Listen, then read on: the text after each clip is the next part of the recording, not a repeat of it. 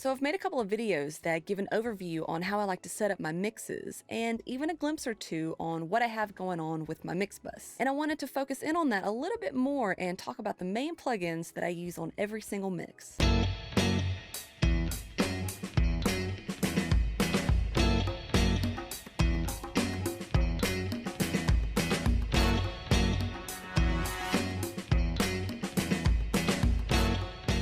Now, this isn't necessarily a video on the exact plugin themselves, but rather the type of plugin and the overall emotion that I'm trying to get out of each mix. I also need to add that this is how I have my mix bus set up in Pro Tools. It's a little different from when I'm working in Luna because there's some added features that I like to incorporate. The first processing plugin that I use is the NLS bus. This is a console emulation that offers 3 classic consoles: an SSL, the EMI, and a Neve.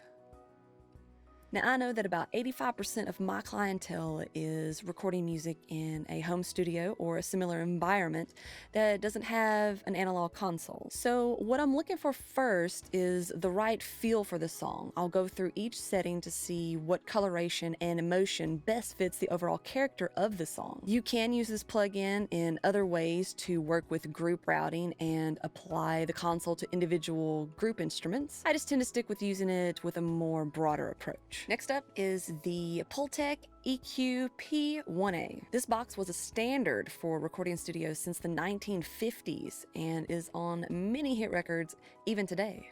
I have it in my stereo chain because of the tube amplification that adds depth to my mix even without having the EQ engaged. From here, I'm usually looking for that smiley face EQ curve by boosting some low and high end to initially balance out the mix. And after that, there is the dangerous Bax EQ. This has to be my favorite filtering and shelving EQ. If I'm looking for more low end, I will cut and then boost, and this will give me a tighter, punchier bottom.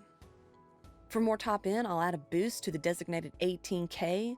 This is perfect for adding air to the mix. This plugin also goes in my mastering chain so that I can utilize the mid-side features. And speaking of mid-side EQing, next I've got the Brainworks Digital V3. I will initially have this bypass because I won't know where my build-up frequencies will be until I've gotten a better balance and all of my parallel processing in order. But later on in the mixing process, I will engage this to tighten up my mono sounds such as bass, kick, and then pull out any buildup or harshness on the sides. The automatic soloing is a nice feature to quickly hear these elements. But if this plugin isn't quite giving me what I need, I will add the FabFilter Pro Q3 in and use it with a similar technique. And finishing out the EQ plugins, I've got the Moog EQ4. Most of the time, I'm just using the airband here at 20K. And I just love how this plugin can really open up a mix and help it sound like the high quality records that I'm used to hearing. Next, I've got one of my favorites, the API 2500 Bus Compressor. This is where I glue everything together.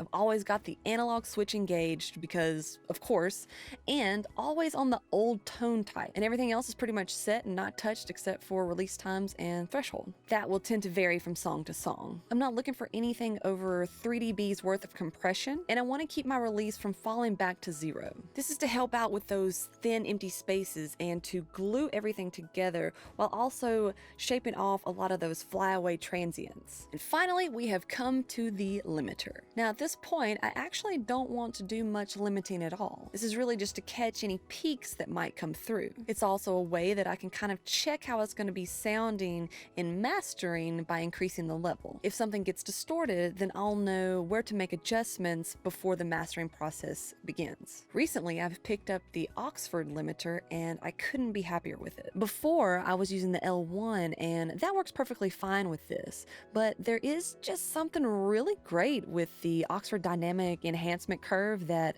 adds some more dynamic depth. Now, normally, this is where I would say, and that's everything on my mix bus. But I think it is worth mentioning that I have been using more and more the infected mushroom pusher, and I've even been using it on my mastering sessions. It's basically a Swiss Army's knife of dynamics and width. And I do find that it works best in moderation and after the gluing of the 2500. Really special plugin. And that's what's currently on my mix bus. I hope you found something beneficial from this video that'll make you want to hit that like button and continue subscribing. If you did like this video, then you'll love this custom playlist that I've made just for you, full of mixing tips and techniques that have already helped so many. All right, y'all, thanks so much for watching. We'll talk soon.